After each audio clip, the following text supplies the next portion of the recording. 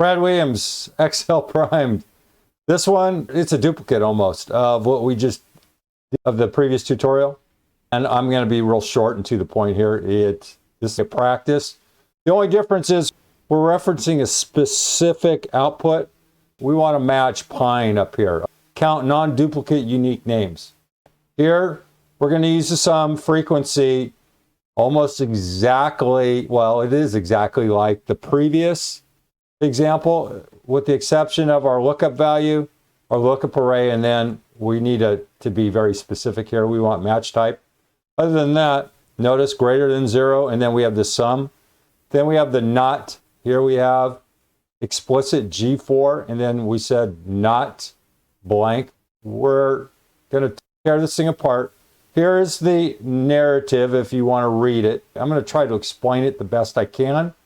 Here is our, as I said, there's not a change here from the previous example. We have sum frequency if C5 to C11, no name ranges here. We're going to use the cell references. We have C5 to C11 is equal to G4. Notice we have this Pine up here. Hit F9 and it'll change. We have Pine, and then we're matching B5 to B11. So again, we're counting. We're going to try to find uniqueness, find unique names. Where? Well, here's our rows. We're going to go 1, 2, 3, 4, 5, 6, 7.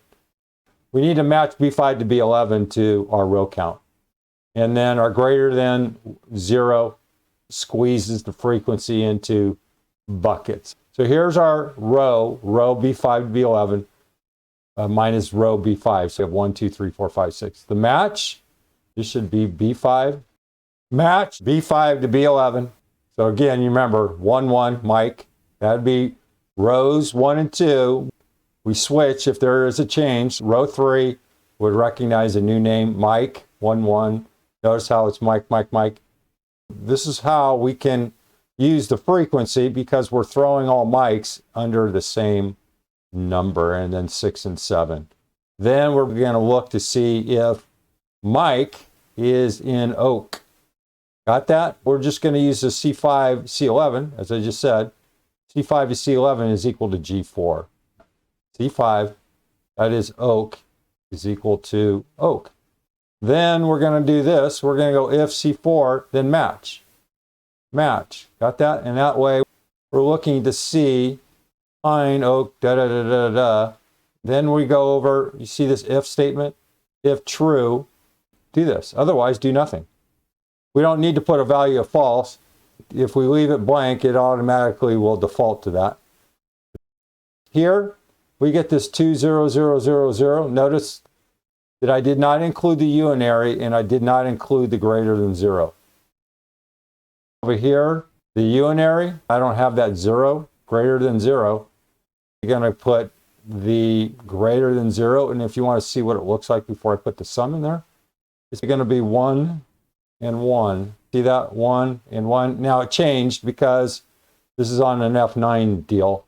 That's what the greater than 0 does. If I back this thing up, I'll do the sum. And again, it changes. Every time I make a modification, it's going to change. Here, you're going to see 2, 1, 1, and frequency is just going to go, that's unique, and that's unique. Even though it's 2, frequency, sum after frequency doesn't look at that. The second is B5 not blank. In the event that there was a blank in here, if we put a blank, let's see what happens here. See what happens. The first is going to blow up on us. Keep that in mind.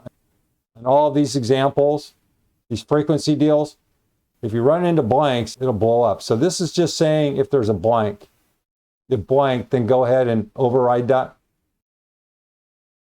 It's just saying if not blank, go ahead and find this. Notice we have 2.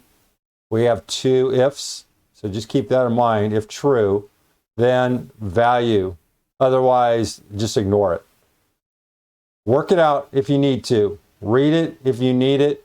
Look at this map here, this breakdown. If you need to modify this, go ahead and break it down further if you need to. For example, here, if you want to experiment with this unary, you want to throw that greater than 0 here. Just mess around with it. That's why I built this thing for you. Brad Williams, Excel primed.